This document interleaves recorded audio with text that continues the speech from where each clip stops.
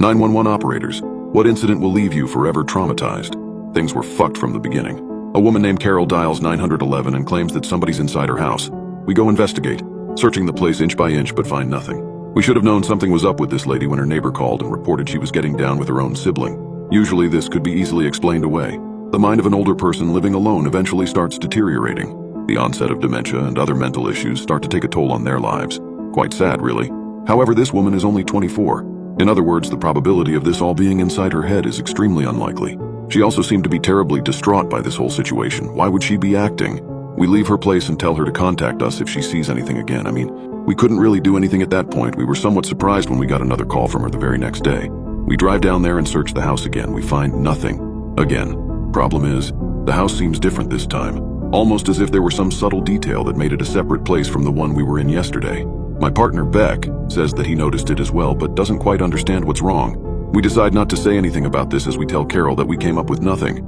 However, she tells us to stay. I recorded him, she says. She takes out her phone and tells us to watch the video that she's pulled up. It was footage of her in the house. She's running around, breathing frantic, and then we see him. A large figure, covered head to toe in what appears to be a black bodysuit. He lumbers towards the camera as Carol screams and ducks into a room, locking it from the inside. There's a few bangs on the door before we can hear footsteps walking away. We don't know how to react to this footage, but we try anyways. We come to the conclusion that the man must have left once Carol got behind the door. However, the front door was locked when we came, and Carol told us that she hadn't left the room. Did he also have the keys to her house? That would explain a lot, but it also made this situation a lot worse. We decide to keep an eye on her house for the night. We're discreet, parking about a block down the road in an unmarked car. We're both fully awake, ready to go as soon as we see some sketchy shit. At around 2 a.m., we see somebody walking across the road towards her house. However, it isn't the man. It's Carol herself. Beck and I must have had the same look on our faces. What the fuck? We get out of the car and make our way over there, knocking hard on the front door. However, nobody answers. We can see lights flicking on and off intermittently, but we're not sure what that's supposed to mean. Was she trying to tell us to leave? We get a call from dispatch a few moments later. They're telling us that Carol has called 911 again, saying that there are now multiple people in her house. They ask if we need backup. We say yes. Without another moment of hesitation, we force the door open and barge in. The living room lights still flicker on and off, but we see the light switch and nobody is touching it. We call out for Carol, but nobody responds. In fact, the place is dead quiet. I can see the neighboring houses starting to turn on their lights from the commotion. We rush up the stairs and start sweeping each room, but there's nothing. Once again, we search the place inch by inch, but nothing is in here. Not even Carol, who we clearly saw enter a few moments earlier. As I pace around in petrified confusion, Beck speaks up. There's rooms here that shouldn't be. What the hell are you talking about? I ask in response. I've been counting, he says. There were 9 total the last time we came. There are 10 now. You didn't notice it? I forced myself to think hard.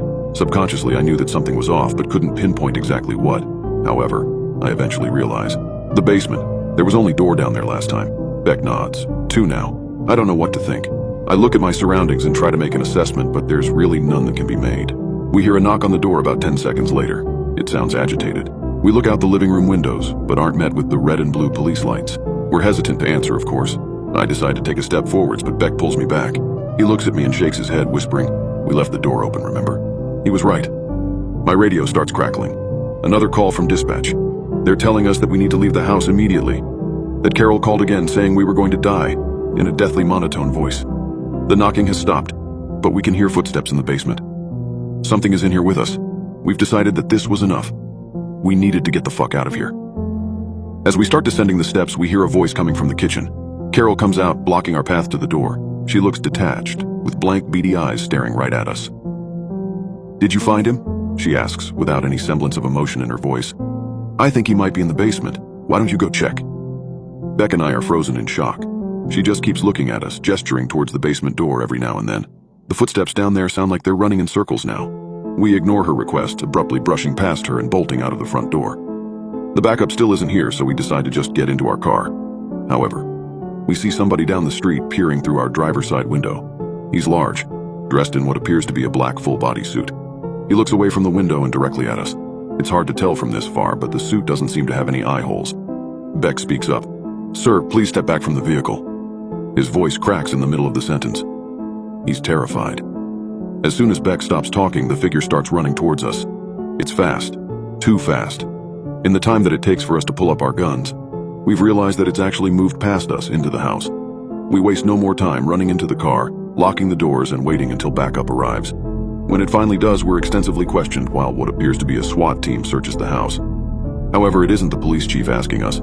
Instead, it's some guy in a suit that we've never seen before. He asks us things like, how many doors were there in the house, and what did Carol look like exactly? And did we ever see a man with one eye wandering around?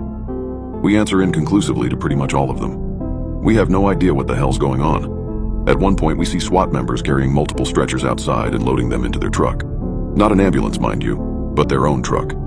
Eventually, the man who was questioning us tells us to go home and to report to our station as usual. He tells us not to worry about what we've seen here. I don't know how he expects us to do that. We drive back to the station in complete silence. As we park, Beck finally lets out a sigh. Jack is fucking crazy, dude. I look at him in confusion. What are you talking about? Who the hell is Jack? He reciprocates an equally confused stare at me. What the hell are you talking about? The dude who owns the house? What? It was a lady named Carol. How'd you forget already? We hold each other's chaotic gaze for what feels like a minute, but we say nothing further. We both silently exit the vehicle and start heading our separate ways home. We both know that something's terribly wrong with the other. I try not to think about it too much as my head hits the pillow.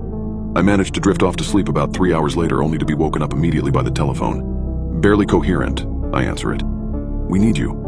A woman dialed 911. Says that somebody's in her house. My heart sinks slightly. It sinks completely when he tells me the address. It's Carol's. I hang up the phone and slump into the bed. I just want this nightmare to end.